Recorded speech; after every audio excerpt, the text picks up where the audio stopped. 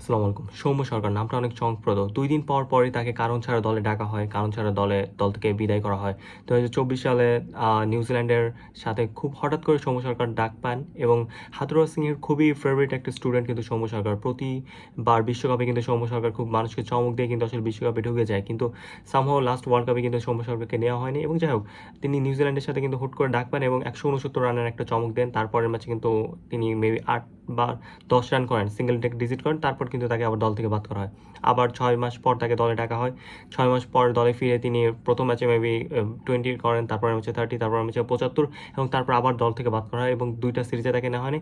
এখন আবার এই সিরিজে তাকে নেওয়া হয়েছে, কিন্তু এই সিরিজে এখন পর্যন্ত তাকে ব্যাট করতে দেওয়া হয়নি।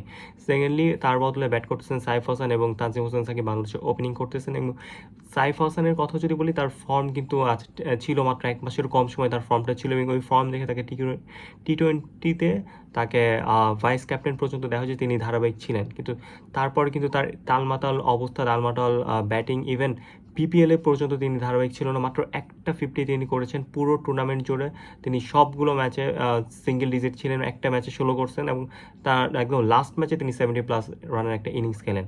তো সেহেতু সৌম্য সরকারকে ডাকা আসলে এখন ফরজ হয়ে গেছে এবং সৌম্য সরকার কিন্তু বরাবরই ধারাবাহিক ছিলেন। বাংলাদেশের সবথেকে যদি বলি ব্যাটিং এভারেজ কার বেশি বা ব্যাটিং স্ট্রাইক রেট কার বেশি ওয়ানডেতে, সেটা হলো সৌম্য সরকার।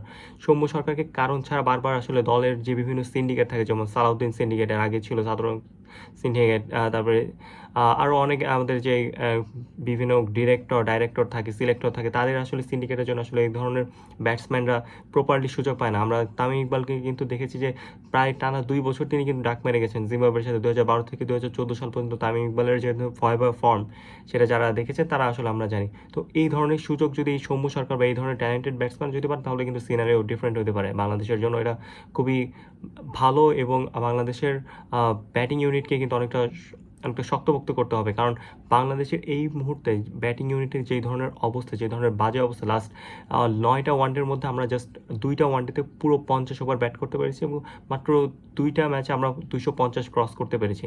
তো পাকিস্তান যখন সেকেন্ড ওয়ানডেতে বাংলাদেশের এগেনস্টে ২৭০ রান করেছে, তারা খুব কনফিডেন্টের সাথে বলেছে যে এই ম্যাচ আমাদের পক্ষে আছে এবং এই যে রানটা করেছে, আমাদের এই রান আমাদের জন্য এনাফ।